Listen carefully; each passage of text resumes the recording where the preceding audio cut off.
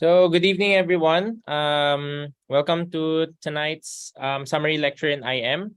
So, the way na gagawin natin tong lecture na to is a little bit different from how the lectures were done in the past few days na napanood niyo yung mga IM lectures. So, ang gagawin natin dito, I will just pick the concepts and the topics na frequently lumalabas sa PLE for the past few PLEs, past few years. Because these are the topics and the concepts na kailangan nyo talagang ma-master. Okay? So, well, kailangan nyo talagang ma-master lahat. Ideally, kailangan nyo ma-master yung buong handout. Kailangan nyo matapos yung handout. Pero, the reality is hindi nyo siya magagawa, hindi nyo ma-master lahat yon. Kahit ako hindi ko kaya yon. Given the time na meron tayo, I think 60 plus days na lang before the PLE.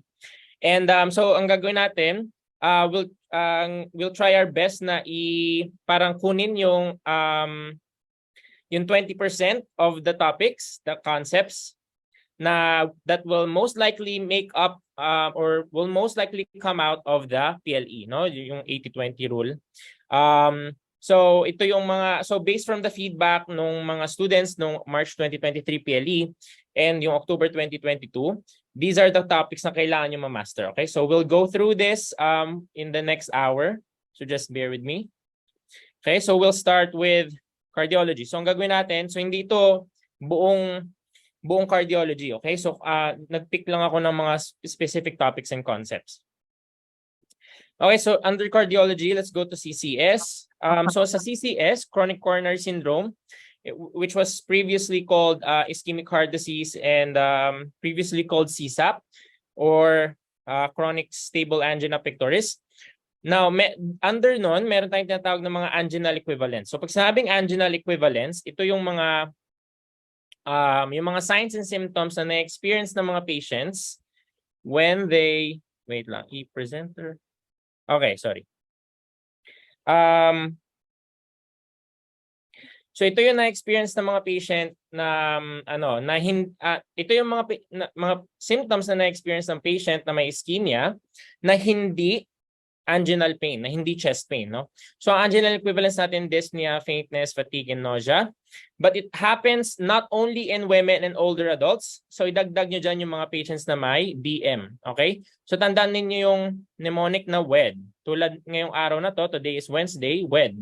So yung yung WED is women, elderly, and mga diabetics, type 2 diabetics. Sila yung population of patients na nakaka-experience na anginal equivalent. So meaning, in a patient na like 70-year-old female na may diabetes, so female siya, elderly siya, and diabetic, na nag-present sa ER with fatigue, nausea, and dyspnea, kahit na walang chest pain, you should always rule out ACS. Okay? So that's it for anginal equivalence. So kailangan yung tandaan ninyo. Ang tandaan ninyo ay yung mnemonic natin na WED. Okay? Next, the way na we classify patients na may angina, na may CCS, is itong CCS din. Okay? So don't confuse yung CCS with CCS. CCS is chronic coronary syndrome. Ang pang-classify CCS din, Canadian Cardiovascular Society classification. Now, madalas na kasing lumalabas sa PLE yung mga scoring system, yung mga tables, mga numbers. So which is why most of makikita ninyo sa mga slides ko is emphasizing na kailangan nyo i-memorize yung mga certain tables and certain numbers. And we'll start with this CCS table. So the way na pwede nyo tandaan itong CCS table is letter O, ordinary physical activity does not cause angina, is 1. Okay, so 1, 0, O. 1 starts with O, and then ordinary physical activity does not cause angina, or O, then ordinary, okay? And then 2 is slight limitation of ordinary activity. So the way na tinandaan ko yan is yung number 2, sinulat ko, and then pag ang mirror image ng 2 is parang S, no? So class 2 CCS is slight limitation of ordinary activity. Marked limitation, so the way I remembered it is itong itong 3 na to is nilagyan ko ng ganyan, sumukha siyang letter M, marked limitation of ordinary physical activity, and obviously, yung talagang wala nang magawang kahit anong activities is class 4 CCS. Okay? So that's how you should remember that. And also, you should remember yung mga examples. Okay? Okay, let's go to ACS. Now, ACS, kung under ng CCS, yung CSAP, or yung IHD, yung chronic stable angina pectoris, dun yun yung sa CCS. Ano namang disease entities yung under ng ACS? So we have 3 disease entities under ACS. We have unstable angina, kanina kasi stable, unstable angina, non-STEMI, and STEMI. Okay? And yung difference nila is based sa troponin and sa ECG. Unstable angina is, ang ipapakita niya lang sa'yo is mga T-wave changes tsaka mga ST segment depressions. The same sa non-STEMI, ST segment depressions. But yung difference ng unstable angina sa non-STEMI, si unstable angina, negative ang troponin. Si non-STEMI is ST segment depression and positive yung troponin. Si STEMI obviously is ST elevation, yung ECG, hindi ST segment depression, ST elevation, and positive yung troponin. Okay? And yung management nila nagdi-differ kasi si STEMI lang yung may ganitong algorithm. So I included this algorithm here to show you kasi may mga students na confused when it comes to interpreting yung mga numbers. So mahalaga yung numbers, guys. So ito, tingnan nyo muna. Negative 90 minutes, negative 120 minutes, negative 30, ang daming numbers. So the first question that should come to your mind, pag may patient na pumasok sa ER or sa question stem sa PLE, is saan ba siya na-admit? Sa non-PCI capable or sa PCI capable? So pag sabing PCI capable hospital, yung mga tertiary hospital, mga Maddox or PGH, okay? Or nakita ba siya sa non-PCI capable hospital, mga primary hospital, mga siguro barangay health center, ganyan. So non-PCI capable hospital yan. So pag nakita sila sa PCI capable hospital, yung FMC to device time should be less than equal 90 minutes. Meaning yung FMC is first medical contact to device time. Device is the angioplasty. Meaning in 90 minutes or less, dapat pagpasok niya sa PGH is in 90 minutes or less, ma-angioplasty siya. So pag pumunta naman siya sa non-PCI capable hospital like a barangay health center, or sige, primary hospital na lang, is yung FMC to device time is lumaki ng from 90 naging less than equal 120 minutes. Okay, why is that?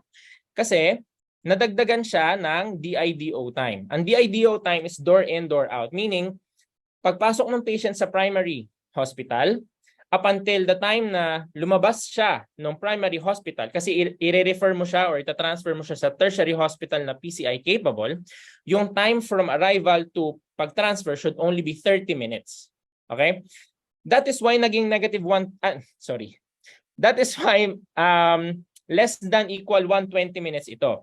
Bakit? Kasi ang difference ng 90 at 120 is 30. Kasi napatungan siya ng 30 minutes. May 30 minutes na naging allowance yung patient pag dumating siya sa non-PCI capable hospital. So 30 minutes on top of the 90 is less than equal 120 minutes. Okay, so yun yung reason kung bakit less than equal 120, yung FMC to device time pag dumating siya sa non-PCI capable hospital, kasi nga may nakapatong na less than equal 30 minutes, which is the DIDO time.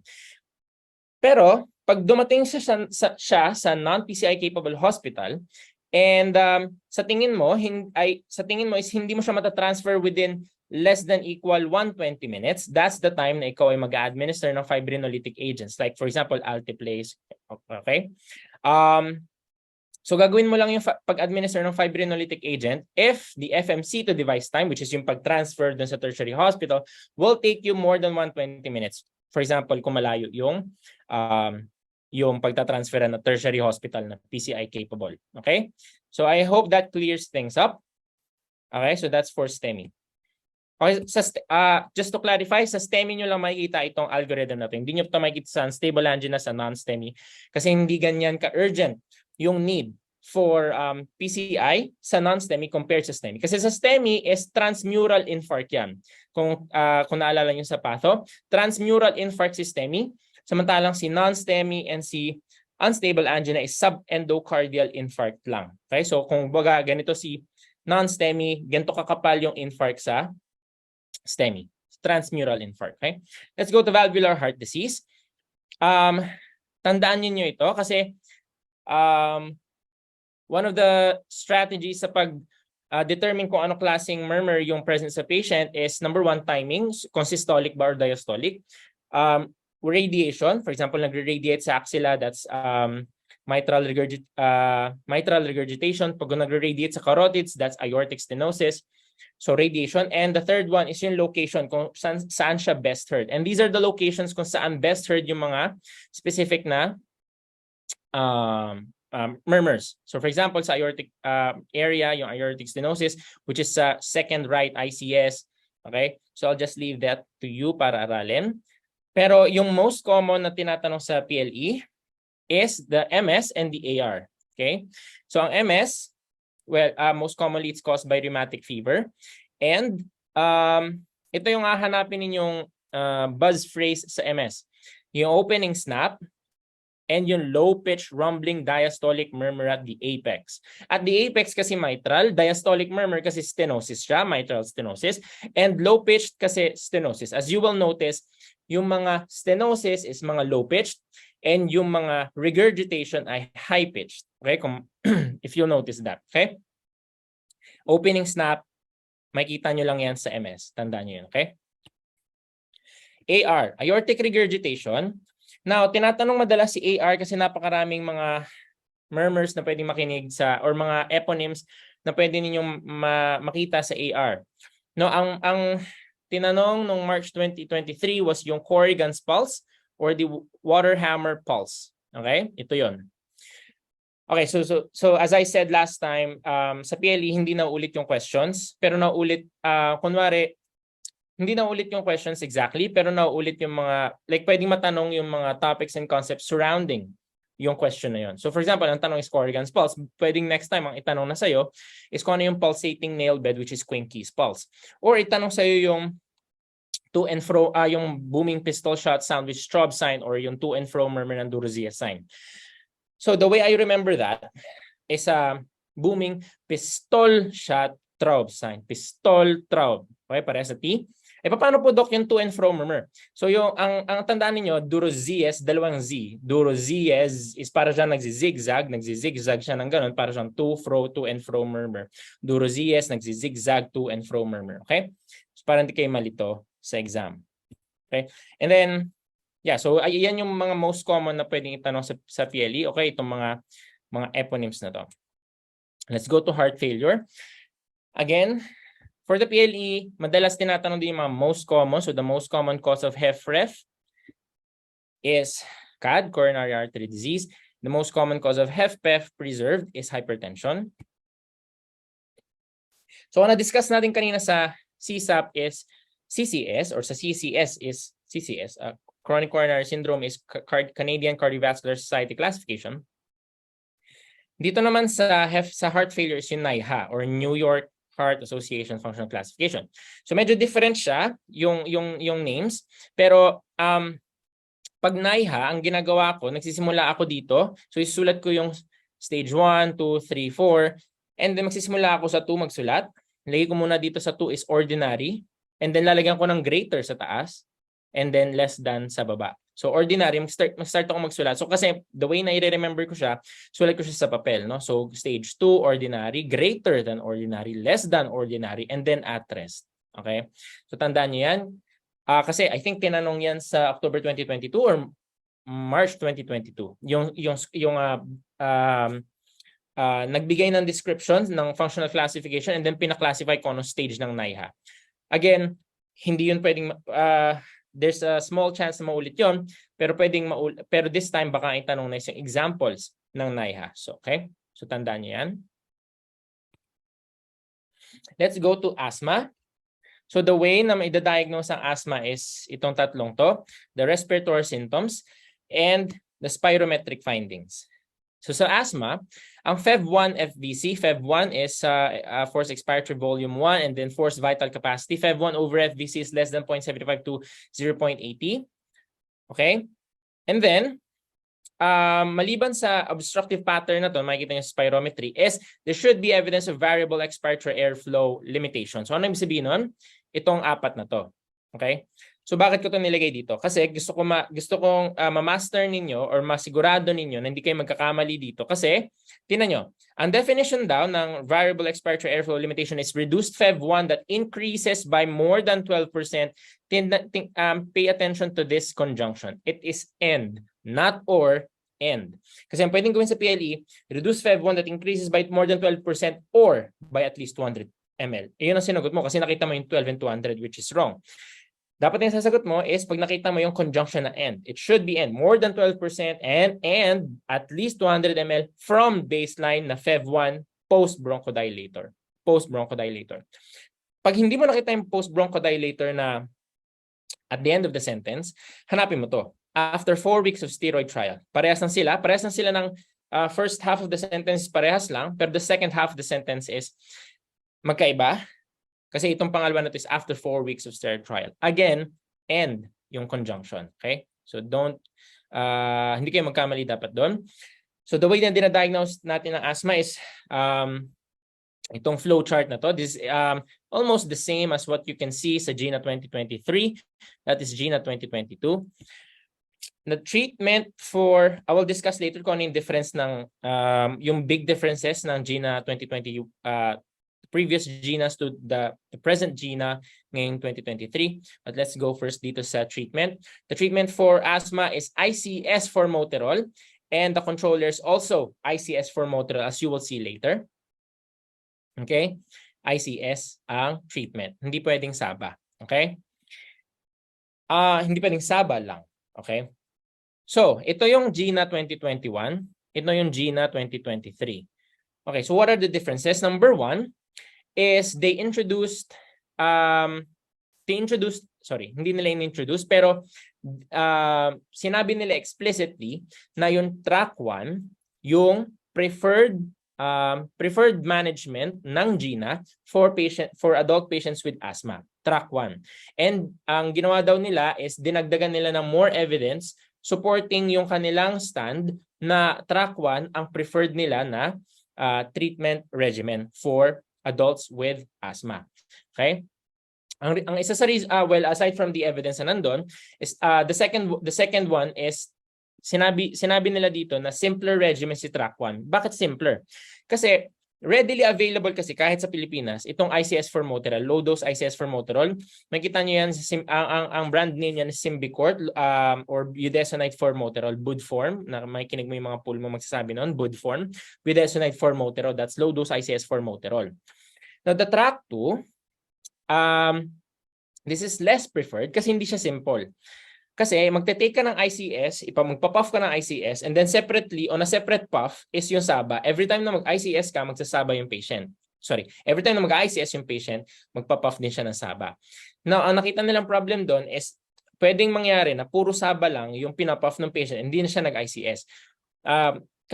Kasi since we all know that asthma is there's an underlying inflammation sa airways, pag saba lang ng saba, nagbo-bronchodilate lang yung airways, hindi na-address yung inflammation using kasi hindi niya ginagamit yung ICS. That's the problem with track 2 kasi separate yung ICS in yung saba. But actually, meron ding ICS saba na na-introduce na combined. Ito yon.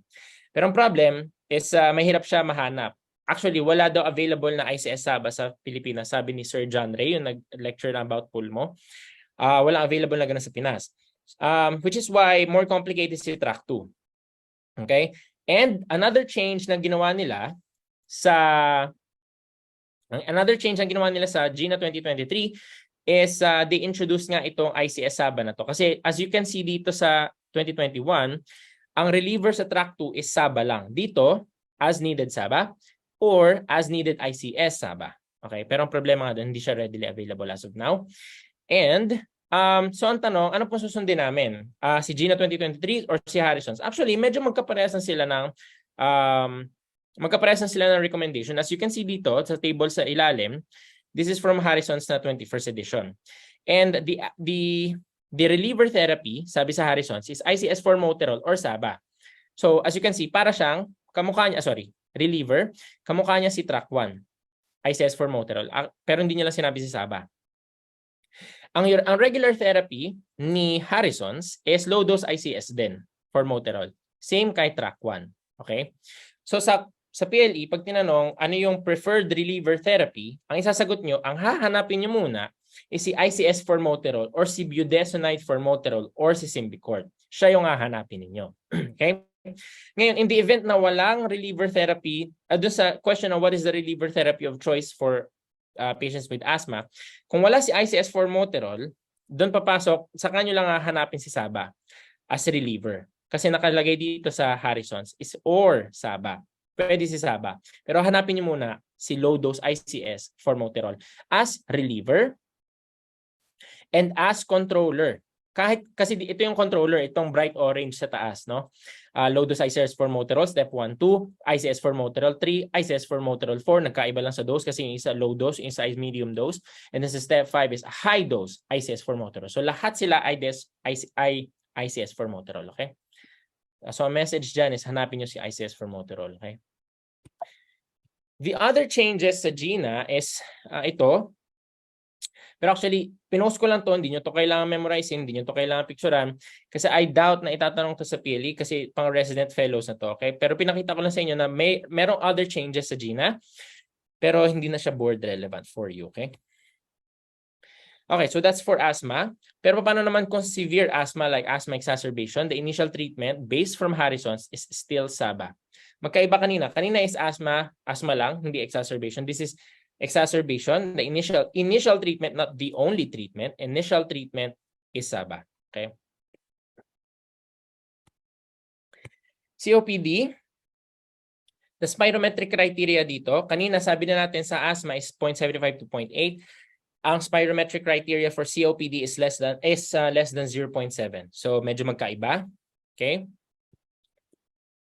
So before I move on sa next slide sa treatment ng COPD, let me just emphasize, wala dito yung PE, naalis ko yata yung PE na slides. Pero let me just emphasize na walang digital clubbing, walang finger clubbing sa COPD, wala. So the only time, so paano pag yung patient na may COPD is merong clubbing? It should prompt the clinician, sabi sa Harrison's, pag ang patient na may COPD ay may clubbing, it should prompt the clinician to find for any sources of malignancy sa patient or any sources or any other cause for the clubbing. Kasi hindi COPD yon. In the case of a patient na may COPD na nagsismoke, na may heavy smoking history, hanapin mo is lung cancer. Okay? Kasi lung cancer can cause clubbing, among other things. No? So, dati, ang treatment for COPD is ABCD. Okay? Yung pag-assess ng symptoms and risk of exacerbations is ABCD siya. Pero ngayong yung latest na GOLD assessment tool is ABE na lang. ABE. Okay? Now, bakit ko pinost ito kahit na-discuss na to ni Sir John Rick? Kasi I want you guys to memorize itong table. Okay? Okay, mahalaga tong table na to. I think tinanong to nung March 2023 or October 2022. So the way na i-memorize ko to, para lang madali sa inyo, is MMRC grade 0 is O. Grade 0, strenuous. Okay, may malaking O dito. Okay, may malaking 0 dyan. Strenuous exercise. Or strenuous dapat yun, pero strenuous para matandaan nyo. Grade 1, I get short of breath when hurrying on the level. So tandaan, so imagine nyo, yung number 1 na yan is ihiga ninyo, natumbay si number 1, naging ganyan. So, and then, so para siyang leveled ground, no, yung 1. Or pwede rin si 1 is i-draw ninyo na ganito. Okay, naka slightly uphill si 1. Okay, so that's si grade 1. Si grade 2, paano yung tatandaan? Si grade 2, lagi siyang may kinocomparean. Siya and isa pang pinagkocomparean niya. Dito, I walk slower than people of the same age. May pinagkocomparean siya, yung friend niya na same age on the level. And, or I have to stop for breath when walking on my own pace on the level. So kanina, pinag-compare niya sa friend niya na same age on the level is walk slower siya. And then, yung isa pang grade 2 na example is when walking on my own pace. So kinompare niya yung pace niya na slower dun sa previous self niya na hindi slower. Okay? Kasi kinompare niya sa own pace, sa other. So, kinompare niya yung self niya sa other self niya, no? Parang ganun. Lagi may pinagko-comparean. So, grade 3, the way I remember it is ito, 100 meters. So, 100 is a 3-digit number and meters is yung 3, pag hiniga mo yung 3, di ba? Para siyang ganyan. So, 100 meters. Bakit kailangan yung tandaan yun? Para hindi kayo ma-confuse na siya ay centimeters or millimeters or kilometers. Hindi, meters lang siya. 100, 3-digit number. Grade 3, 3 pag hiniga nyo, meters. Grade 4, obviously, is wala na talaga siya magawang kahit ano. Breathless na agad siya, okay? So, in terms of treatment, the most important for stable COPD is smoking cessation. Okay? And tandaan niyo, there are only 3 interventions demonstrated to improve survival in COPD, and that's smoking cessation, O2 therapy, and LVRS or lung volume reduction surgery. Okay? Walang meds dyan. Walang meds na nag-i-improve ng survival in COPD. That's why kailangan niyo itong tandaan. Okay? And another sa part of the treatment of COPD is supplemental oxygenation. And pero hindi lahat. Okay? There are may criteria kung kailan ka magsa-start ng oxygenation, ito 'yon. Okay? So tandaan niyo rin 'to. Okay, RF and ARDS. So na-discuss na 'to ni Doc John Ray. But ang gusto ko i-emphasize sa inyo is yung numbers ulit. Tulad nito, mild, moderate, and severe. I think nung March 2022, lumabas to. Hindi nila alam kung yung patient daw kasi, ang PAO2 FiO2 o ratio or PFR, okay, PFR, nung patient, ang PFR niya daw is, I think, 200. So hindi alam ng student, kung ano yung sasagot niya, mild, moderate, or severe. Kasi 200 saktong 200. So tatandaan ninyo, so the way na gagawin ko to, isusulat ko muna sa papel, mild, moderate, severe. And then isusulat ko yung 300, sa tabi niya, 300, 200, and then 100. And then susulatan ko siya na less than equal.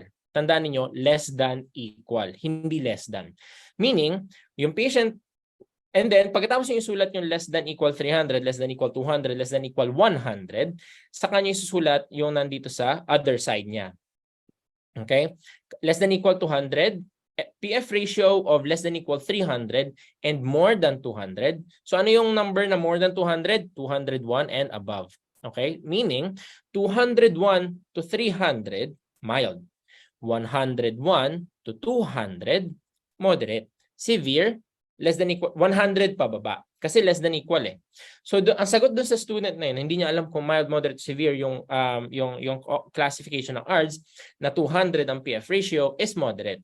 Okay? Kasi nako-confuse siya. Mild ba o moderate? Ang sagot is moderate kasi less than equal 200. Okay, so yun yung tandaan niyo, okay? And sa treatment ng ARDS, isa lang ang may grade A recommendation and that is low tidal volume. Wala nang iba. Okay?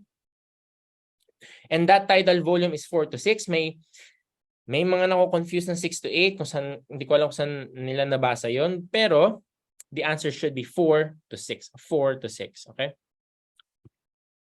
Psoriasis. Okay, so the reason na sinama ko yung psoriasis is to emphasize the point na pag ang patient is may widespread psoriasis, UV light ang treatment, and topical glucocorticoids naman ang treatment pag localized na psoriasis, okay? Pero never kang mag-oral glucocorticoids. Dahil, kasi ang topical glucocorticoids, pwedeng matagal mo yan gamitin. More than 7 days, more than 14 days, wala masyado magiging problema. Well, magkakaroon ng skin atrophy. Pero, pag nag-oral glucocorticoids ka sa patient na may psoriasis, eventually, i-withdraw mo yan. After 7 days, tatanggalin niya nung nag-start ng oral glucocorticoids. And the moment na tinanggal niya yan on the 7th day, dahil sa tingin niya okay na yung oral steroids, the moment na tanggalin niya yan, i-withdraw niya yung steroids, it can lead to life-threatening pustular psoriasis. Okay? Kasi there are different kinds of psoriasis. The most common is plaque type, guttate type, and pustular type. And the one that comes up when you withdraw the oral glucocorticoids is the pustular type. And yung guttate type naman, yun pwedeng mangyari after an ORT with beta hemolytic streptococci. Okay? And then, okay? So yun, sabi ko, topical ha, hindi oral. Glucocorticoids, localized, UV light, widespread. SJS10. So the reason na sinama ko naman si SJS10 is, sorry, wait lang. Okay, so the reason na sinama ko si SJS10 is para ipakita itong table na to sa inyo guys. Kailangan nyo i-memorize ito. Yung type 1, 2, 3, 4A and yung examples. Okay? Because I think a student asked kung ano ba talaga yung classification ng SJS10. So the answer to that is type 4C. Because I think may naka-mention na immune complex daw yung pathophysiology behind SJS10, which is not true. So you should remember nyo type 4C si SJS10. Okay, it's part of delayed type hypersensitivity, which is the definition of type 4 hypersensitivity. And so aside from memorizing kung ano yung mechanism for type 1, 2, 3, 4, i-memorize nyo yung mga disease entities na classified under those sa type 1, 2, 3, 4. Okay? Okay, hindi ko sinama yung cancerous skin lesions. Okay, sa hematology, may I understand na pwede kayong ma-confuse kung ano ba talaga si iron deficiency anemia. Siya ba ay normo-normo or hypo-micro? Okay? So the answer to that is depende. Okay, kasi base dito, this is a flow chart from or an algorithm from Harrison's, and it says here na yung iron deficiency daw is normo-normo. Pero actually pwede rin ng microcytic hypochromic si iron deficiency pero wala dito, no? Pero nakikita niyo 'yon, tinuturo 'yon, microcytic hypochromic iron deficiency anemia. So it could be both. Depende sa kung nasang stage of evolution na yung iron deficiency niya. Kasi iron deficiency anemia goes through stages from negative iron balance, tatlong stages ng IDA, negative iron balance, iron deficient erythropoiesis, and IDA, like full-blown IDA.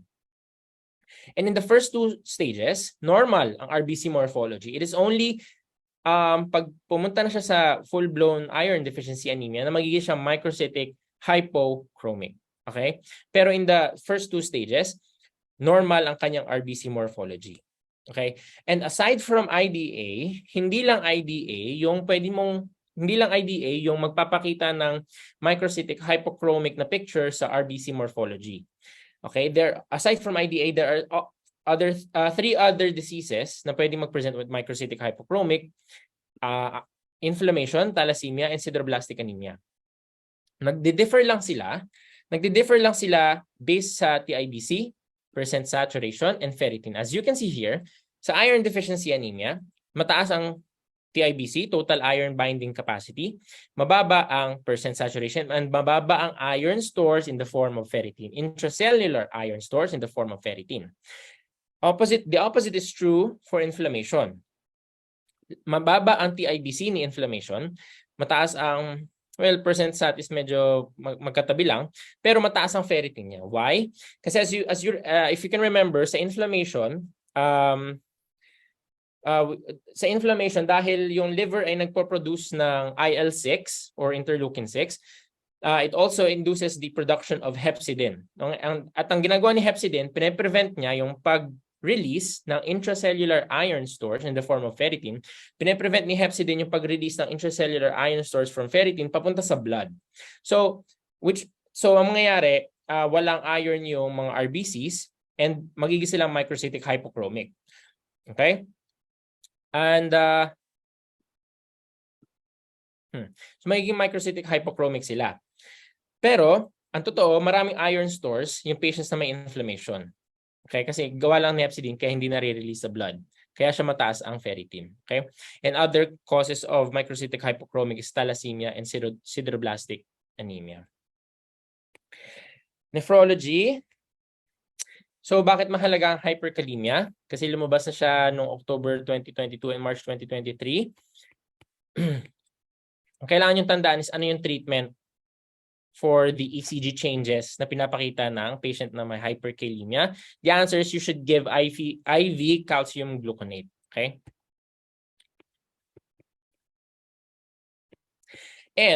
Pero hindi lang IV calcium gluconate yung pwede niyo ibigay.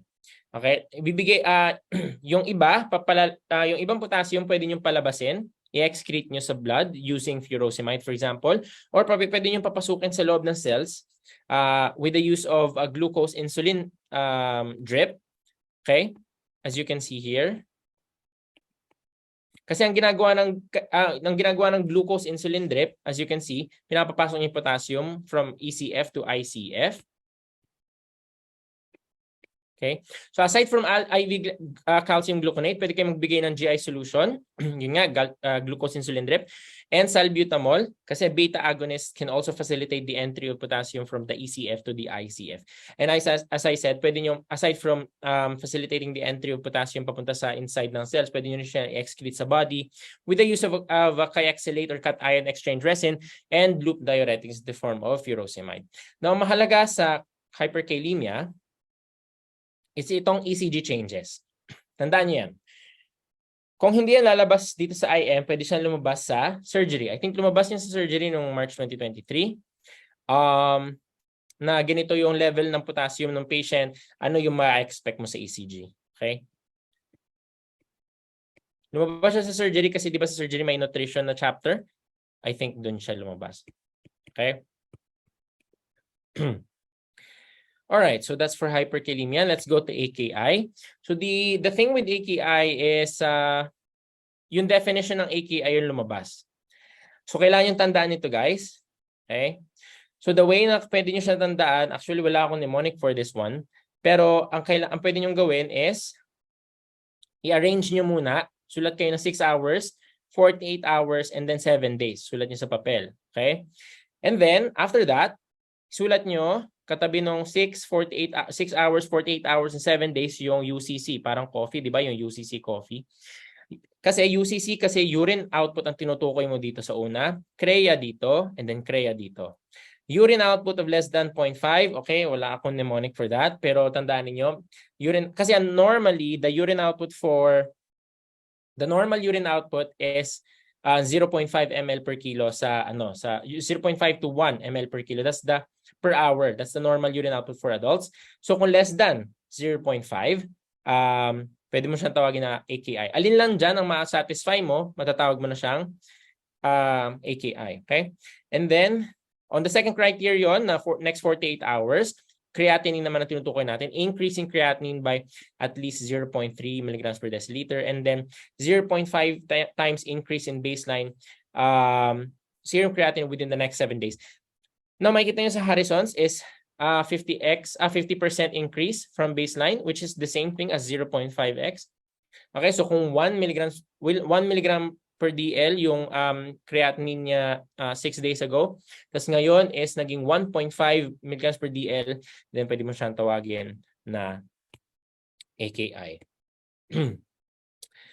Okay, this is just the same thing as kanina. Okay, ito yung, kasi I think nung March 2023, lumabas daw twice on the same exam. Yung ano daw mangyayari sa GFR pag nagbigay ng NSAIDs, and then the next question is paano pag nagbigay ng ARBs or ACEIs. So I'll just explain it here. Kasi so this is the afferent arteriole, pumupunta yung blood papunta dito, and then some of the blood ay mag-exit papunta sa efferent arteriole, no? And then they will sila yung nagpe-play ng role sa pag-maintain ng GFR.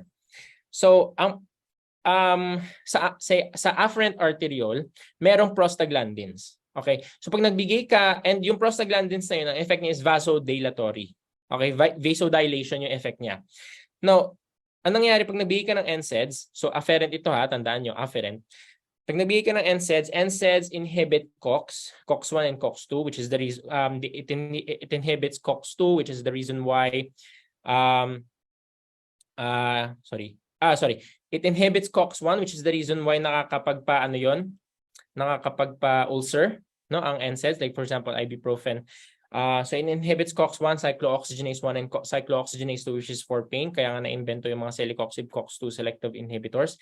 Anyway, so yung NSAIDs, ini-inhibit na yung cyclooxygenase, which and ang cyclooxygenase are the enzymes responsible for the production of prostaglandins. So, pag nabigay ka ng NSAIDs, mawawala yung mga prostaglandins, magdi-decrease yung levels nila sa afferent arteriole. So, mawawala na yung vasodilation na binibigay niya. So, magko-constrict siya. So, pag nag-constrict itong afferent arteriole, hindi mo ma-maintain yung GFR. Another thing naman, paano naman pag nagbigay ka ng ACE-ARBs? Ang ginagawa kasi ng ACE-ARBs is normally, kino-constrict niya.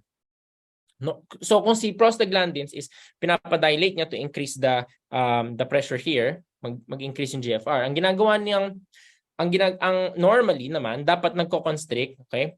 Normally dapat nagko-constrict si efferent arteriole para hindi mag-exit yung blood papunta doon sa efferent. Dapat mag-constrict ito para yung blood is maipit papunta sa glomerulus para mag-increase yung GFR. Pero anong ginagawa ni ACE tsaka ni ARBs? Ni-inhibit niya yung angiotensin, which plays a role sa pag-constrict ng efferent arteriole. Pag inhibit niya yung production of angiotensin, so yung efferent arteriole is malaki na, hindi na siya constricted. So what happens is some of the blood exits through the efferent arteriole, decreasing the glomerular pressure, increasing the CREA. Okay? So, kaya masama ang pagsamahin ng NSAIDs and yung ACE-ARBs. Masama pagsamahin.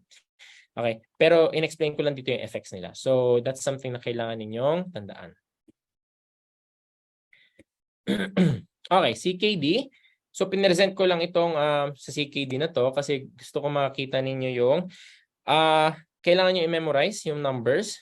Okay? Yung CKD stage 5, stage 4, 3B, 3, 8, 2, and 1. Okay, tandaan nyo lang yun, guys.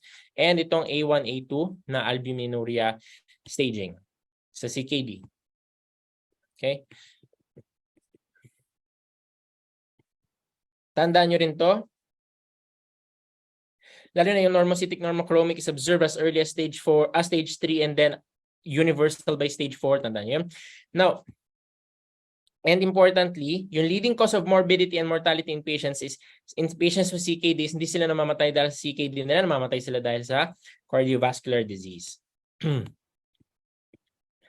And, okay. So, uremic pericarditis is an absolute indication for the urgent initiation of dialysis. And aside from uremic pericarditis and as an indication for the urgent initiation of dialysis, is meron din tayong ibang commonly accepted criteria, which are these ones. So, I'll just leave this to you para basahin. Let's go to here. Okay. Okay. Pag ang tanong sa PLE is what is the best initial therapy? Walang sinabi kung ano ang kung ano mang therapy yun. And may MNT at may metformin dun sa choices. Pag ang tanong is best initial therapy, sagot nyo yung MNT or yung medical nutrition therapy. Okay? Kasi papasok lang yung metformin pag hindi na, kumari, patient was initially started on MNT, exercise and weight loss, medical nutrition therapy. And then after i-check ulit yung HbA1c is hindi walang mataas pa rin, that's the time na mag-start ka na metformin. Okay? So, between MNT and metformin, MNT muna. Okay? If they are in the same set of options. Pero kung ang tanong is what is the best initial pharmacologic therapy or medical therapy, metformin yun. Kasi hindi naman pharmacologic si MNT or si exercise or si weight loss. Okay? And so the question, alin ang susundin? Kasi in screening diabetes, sabi sa Harrison's, sabi sa ADA 2023 is to screen all individuals more than 35 years every 3 years. Sa Harrison's is 45 years every 3 years. So alin susundin? So, nung napag-usapan namin to kanina, we'll just go with Harrison's. Why? Kasi there is a more than 50% chance na matanong ang kukunan ni Board of Medicine ng kanyang questions is si Harrison's and hindi si ADA 2023. Okay? Textbook-based kasi si PLE most of the time. So, we'll just go with Harrison's. So, ulitin ko. screening in all individuals should start by 45 years old every 3 years based sa Harrison, and yun yung isasagot natin. Okay, we'll just go with that. Okay. 45. Okay, let's just stick with that. Okay. And then another thing sa diabetes is for the past few PLEs, is mahilig sila sa side effects ng mga anti-diabetic agents. So, tandaan nyo lang ito kung sino yung mga nagpo-promote ng weight gain, sino nagpo-promote ng weight loss, and yung mga side effects nila na unique to each class of meds. For example, si biguanide is lactic acidosis. Sa lahat ng yan ng classes of anti-diabetic agents, wala kang makikitang lactic acidosis kundi kay biguanides with is metformin. And yung CHF fractures, kay thiazolidinediones lang yan. Bladder cancer, kay thiazolidinediones, specifically pioglitazone. And itong headache nasopharyngitis, kay DPP-4 inhibitors lang yan. Di mo yan makita sa ibang classes of drugs ng anti-diabetic agents. Tandaan niyo yung side effects, guys. Okay, ang isa pang pwedeng tanong, ito sikat to. Kahit sa PISBIM namin, sa IM exam, is sikat yung side effect ng SGLT2 inhibitors na they can cause UTI, dehydration, or nilalanggam yung ihi. Kasi yung ihi is merong sugar. Kasi that's the action of SGLT2 inhibitor. They inhibit the reabsorption of sugar, of glucose in the urine. So yung may glucose, maraming mataas ang glucose ng urine. Okay? So aside from that, tandaan niyo rin yung may established benefit sa mga patients na may CKD and ASCVD, atherosclerotic cardiovascular disease, is itong two classes of agents na to, liraglutide and SGLT2 inhibitors. SGLT2 inhibitors, specifically empagliflozin. Okay? Okay, let's go to DKA. So sa DKA, ang gusto ko lang tandaan ninyo, mahirap tong tandaan. Okay, most of the time malilimutan natin yan. Pero para hindi nyo matandaan yan, tandaan nyo lang itong algorithm na to. This is from ADA. The way na tinatandaan ko yan is yung mnemonic na BIC. BIC. Okay? BIC is bicarbonate, IV fluids, insulin, and potassium K. Okay? Pero ang pinakamahalaga dyan, pag yung initial treatment for DKA is yung II. Yung insulin tsaka yung IV fluids. Okay? And hindi lahat ng patients na ay binibigyan ng bicarbonate. Ang binibigyan lang ng bicarbonate is yung ang pH is less than 6.9. Okay? Tandaan niyo yung number na 6.9. And then pag ikaw ay magbibigay ng insulin, tulad na sabi ni Doc Harold, is kailangan niyo lagi i-check yung potassium. Okay? Kasi aside from insulin na sinosolve ng insulin yung pag-enter ng glucose from extracellular to intracellular space, is papapasukin din ng insulin si potassium, which leads to hypokalemia. So kailangan nyo i-check yung potassium, okay? Hypoglycemia, hindi ko i-discuss natin lahat, pero ang gusto lang tandaan ninyo is itong response ng body sa hypoglycemia. Okay? So, tandaan nito, insulin, glucagon, epinephrine, IgE, I, G, tsaka E. IgE, yung immunoglobulin E, kunwari. IgE, sulat nyo sa left side, and then on the right side is yung first, second, and third. So, kung nalimutan ninyo na IgE yon, tandaan ninyo, first defense, number 1. First defense against hypoglycemia is number 1. So, tinan nyo yung insulin, no? Para siyang number 1, no? Insulin. How about, sino yung third defense? Kung maaari nalimutan mo sino yung second and third. Sino yung third defense? The third defense is epinephrine. So E, no? So para ang mirror image ng E is 3 kasi siya ang third defense. Okay? And then, kung naalala mo na si first defense, si third defense, hindi mo na malilimutan kung sino yung second defense, which is glucagon. Okay? Sila yung first defense against hypoglycemia. Okay? And then yung others actually is not that important. Ang pinaka-important is si insulin, glucagon, and si epinephrine. Let's go to hyperthyroidism. Okay. So the initial test of choice sa hyperthyroidism and even in hypothyroidism is TSH. Okay, so ito yung malaking confusion.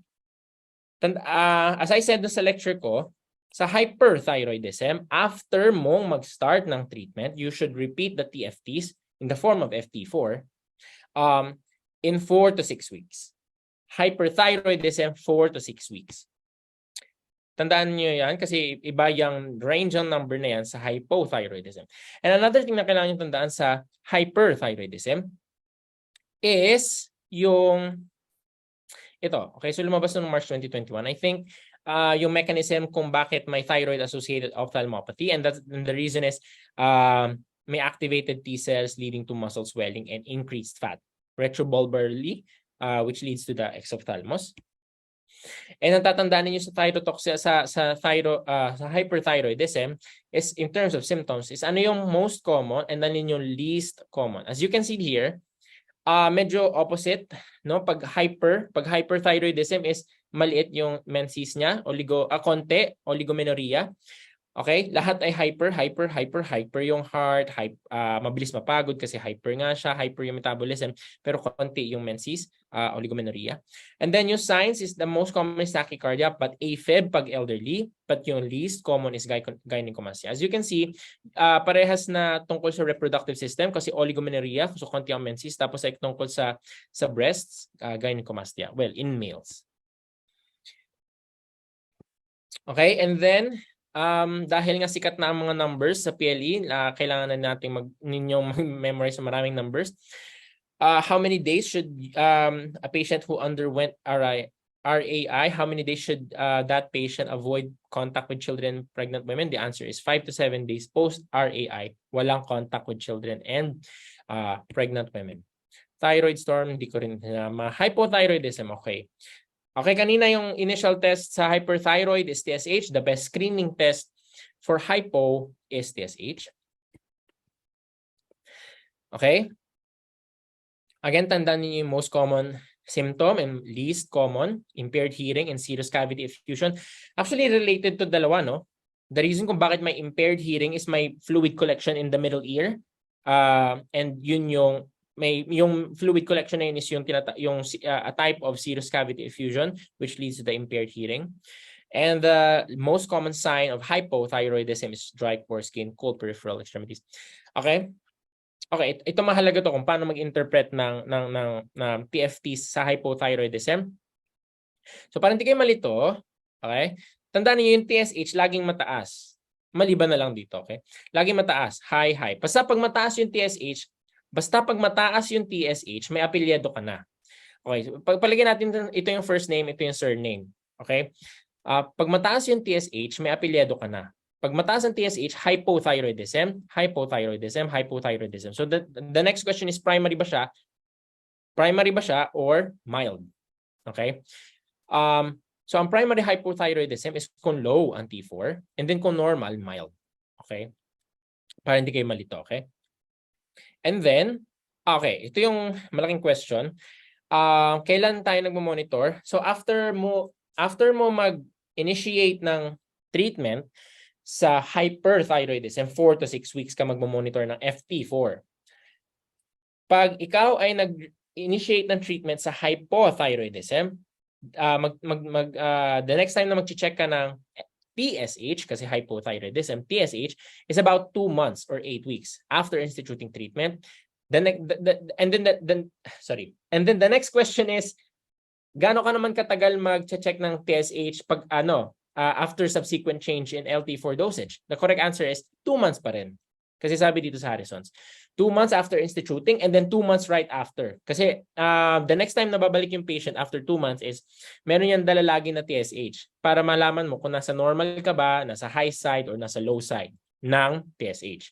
So 2 months yung after initiating and then 2 months after subsequent change. So itong nasa handout should be 2 months. Okay? 2 months ito. Okay? All right. Okay. So ang screening test for hypo is TSH, not FT4. And ang pang-monitor ng hypo is TSH. Ang pang-monitor ng hyper is FT4. Okay. And then in terms of treatment, it depends sa inyong reference. It could be 30 minutes before breakfast or 60 minutes before breakfast. Pero sabi sa Harrison's is 30 minutes. So pag lumabas yan sa PLE, Ilang minutes before breakfast? 15, 30, 60, 80 minutes. So the answer, I think, mag-stick tayo sa the answer should be at least 30 minutes. So we can go with 30 actually. Okay? 30 minutes before breakfast. And then, paano naman to? In terms of dose reduction, okay, itong 50, palitan ninyo ng 12.5 to 25. Okay? So it should be half the dose. So this is from Harrison's 21st. So susundin natin yung textbook. So sabi dito, in the elderly, especially those with known CAD or coronary artery disease, the starting dose should be 12.5 to 25 micrograms per day with similar increments every 2 to 3 months until TSH is normalized. Paano dok yung paano dok kung hindi elderly at walang CAD? The starting dose is 50 to 100. Okay? Under 60 years old, hindi elderly, walang evidence of heart disease, 50 to 100. Mas mababa pag may CAD and pag elderly, 12.5 to 25. Okay? Tandaan niyo yung numbers. Let's go to GI. Okay.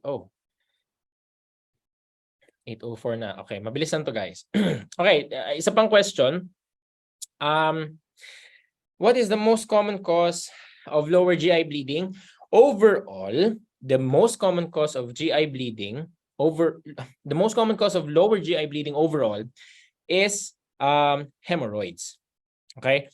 Pero pag ang tanong, what is the most common cause of lower GI bleeding na hospitalized? Okay, the answer would be diverticulosis.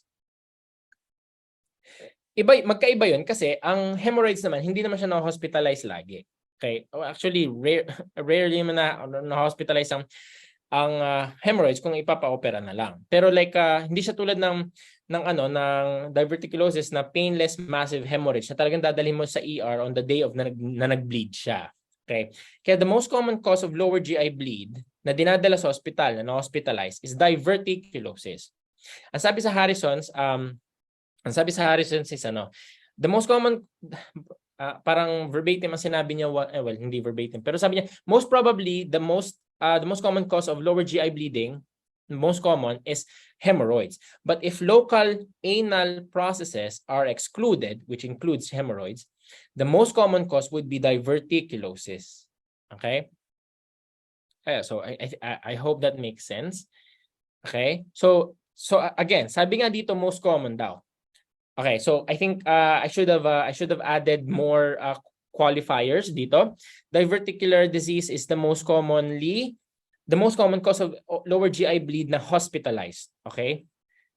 Okay, yun yung dapat dinagdag ko dito. Sorry guys. Pero sa hemorrhoids, overall, hemorrhoids ang most common cause of lower GI bleeding. Okay, this is just I think discuss natin doon sa lecture ko. Okay.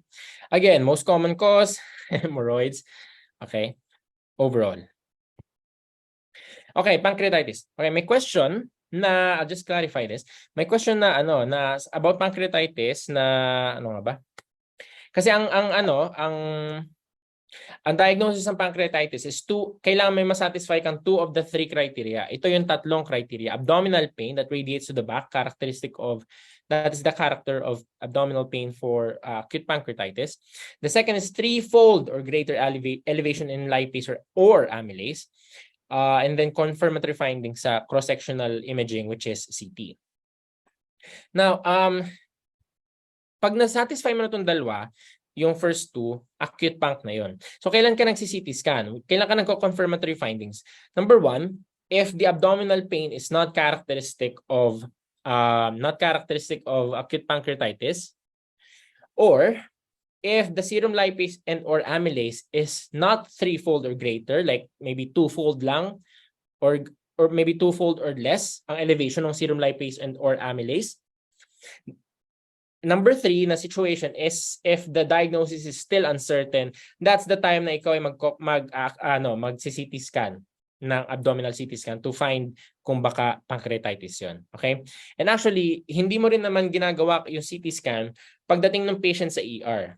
Hindi. Ginagawa mo lang CT scan 3 to 5 days into hospitalization. Pag hindi nagre-respond yung patient sa supportive care in the form of hydration, opioids, okay, and NPO, bakit mo gagawin yon? Pag hindi siya nag-respond doon, kasi you want to look for local complications such as necrosis. Okay? So ito, na-discuss natin doon sa sa gastro na video. I just i-emphasize ko lang na kailangan yung tandaan yung numbers. Let's go to Ruma. 8:08, maybe in the next 7 minutes matapos ko to. OA, ito na-discuss na natin to. Tandaan niyo usually spare joints is AWE. Okay, ankle, wrist, and elbow. Okay, another clarification sa osteoarthritis. I think dun sa inyong flashcards is nakasulat daw is the initial pharmacologic the initial pharmacologic measure, parang ganon. The initial drug for osteoarthritis is acetaminophen. That is true nung 20th edition. 21st na kasi tayo. Nung 20th edition, yun ang sinabi. Pero na-update na yung evidence. Ngayong 21st edition ng Harrison's, hindi na tayo gumagamit ng acetaminophen as the initial treatment. Why? Kasi sabi nila, of limited efficacy na daw siya and only conditionally recommended lang. So ano nang binibigay natin? NSAIDs na. Okay? NSAIDs. Okay? As you can see here, yun na yung most popular drugs na ginagamit for OA pain kasi they lead to more improvement in the pain versus high-dose acetaminophen. Okay, so hindi na initial pharmacological choice si acetaminophen. Hindi na. That yun. Okay. Okay, let's go to RA. I think ang kailangan kong i-re-emphasize sa inyo sa RA is ito, memorize niyo yung mga structural deformities sa hand ng patients na may RA. And, okay, I think ito yung hindi ko na-discuss last time. Ang hindi ko na-discuss last time is kasi sa okay, the DMARD of choice sa patients na may RA, the DMARD of first choice is methotrexate. Huwag niyong kalimutan na may folic acid kasi nga 'di ba tetrahydrofolate reductase inhibitor si methotrexate, which is why kailangan natin mag-add ng folic acid. And aside from, after mo i-start si methotrexate, dadagdagan mo siya ng steroids. Why? Kasi it takes time, it takes a couple of weeks before magkaroon ng effect si methotrexate. So in order for you to control the disease immediately, which is ma-relieve yung pain and inflammation, magbibigay ka ng steroids. So steroids plus methotrexate is yun yung first mo na treatment regimen. Ngayon, kung hindi yun naging effective, pag hindi effective yung first mo na treatment regimen, may tatlong options. Yung first option mo dito is itong oral triple therapy. Okay, hindi ko na siya spell out, OTT na lang. OTT or oral triple therapy, which consists of mesh. Ang mesh na tinutukoy ko is methotrexate plus sulfasalazine plus hydroxychloroquine. Yan ang tinatawag na oral triple therapy. Metho, sulfa, hydroxy, mesh. Okay? Either that or methotrexate plus minus anti-TNF or methotrexate plus minus non-TNF biologic. Okay? So ilagay natin doon. So either may TNF or yung isa, yung the third choice na pwede mong gawin is walang TNF. Hindi walang TNF pero non-TNF. Ano po ba yung mga TNF? Ang mga TNF na drugs, okay, ang mga TNF-alpha na inhibitors na drugs is yung mga MAB. Adalimumab, certolizumab, okay, infliximab. Okay, sila yung mga TNF-alpha inhibitors. Sino naman yung mga non-TNF biologics? Sila yung mga anakinra. Kasi ang anakinra is IL-1 receptor antagonist siya. Hindi siya TNF inhibitor. Okay. Okay, bakit kailangan nating sabihin yung mga stuff na yon? Kasi sa PLE, madalas na natatanong yung mechanism of action and classification ng drugs, which is why kailangan nyo matandaan ang mga TNF inhibitors, yung mga MAB, certolizumab, golimumab, adalimumab, and yan yung mga TNF na biologics. Meron din tayong non-TNF biologics for rheumatoid arthritis, abatacept, yung CD80-86, CD28 inhibitor ng interaction nila. Anakinra, IL-1 receptor antagonist. Rituximab, I think that's CD20, basta may CD20. So IL-6 is tocilizumab. Okay? So kailangan yung tandaan yung mga mechanism of action, classification nila. kasi tinatanong siya sa PLE.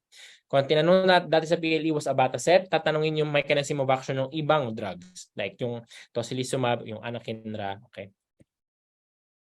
Okay, na-discuss na natin to. Ang mahalaga sa gout is itong considerations na to. Tandaan nyo to, okay? Na magko-consider ka lang ng ULT therapy. Ano ibig sabihin ng ULT therapy? Ang example niyan is, ano nga ba? Allopurinol. Kung walang problema sa kidneys. Pero pag may problema sa kidneys, like mataas ang CREA or may CKD, pwede kang magbigay ng febuxostat. You will consider ULT pag may more than 2 acute attacks yearly, kung severity and duration of flares at quality of life, ganyan. Pero hindi ka na magko-consider. Instead, you should be initiating ULT therapy kung meron na siyang uric acid stones, TOFI, or chronic gouty arthritis. Again, remember yung numbers. Ang gusto natin sa gout is manormalize yung serum urate to a subsaturation point of 300 to 360 umol or 5 to 6 milligrams per deciliter. SLE, ang mahalaga dito is, I'll just like to reemphasize itong best screening test is ANA, and then anti-dsDNA yung related sa disease activity, kasi sabi natin last time, di ba, anti-dsDNA is correlated with disease activity, nephritis, and vasculitis. Parehas siya ay specific, pero meron pa kasing isang specific si Smith. Pero si Smith, specific, pero walang clinical correlations, unlike dsDNA. ANA is the best screening test, okay? And then, isa pang pwedeng, ang dapat ninyong tandaan is anti-Ro, yung associated with congenital heart block and subacute cutaneous lupus and neonatal lupus, pero hindi associated with congenital heart block si anti-La. Hindi. Okay? Si anti-Ro lang yon. Okay? The treatment is dependent on non-life-threatening or life-threatening. Ang mga life-threatening is mga lupus nephritis, and that's why sa mga may lupus nephritis is you will give IV glucocorticoids and cyclophosphamide and mycophenolate mofetil. Tandaan niyo yung mechanism of action ng mycophenolate mofetil na diniscuss ko dun sa ating video sa Roma. And I would also like to emphasize, memorize niyo tong classification of lupus nephritis. Wala akong ma-share na ano sa inyo dito, mnemonic. But kailangan nyo ito tandaan kasi kung ang tinanong last time was about kung ano yung sino yung ititreat mo sa lupus nephritis, baka ang itanong na next time is classification of lupus nephritis. You have to remember this, okay? Okay, this is my last slide. Drug-induced lupus. Marami yung sa nasa Harrison's, pero this is pwede yung tandaan. Okay, so I'll just leave this to you para tandaan, no? Pero I think ito yung last slide ko kasi gusto kong i-emphasize sa inyo na whenever naman nahihirapan kayo maghanap ng mnemonic, you can always, well, mostly naman, di ba, may mnemonics na kayo sa top-notch handout. Pero in cases na gusto nyo na walang kayong mahanap na mnemonic na nagsistick, pwede kayong tumingin sa first aid. Yun yung ginagawa ko sometimes, no?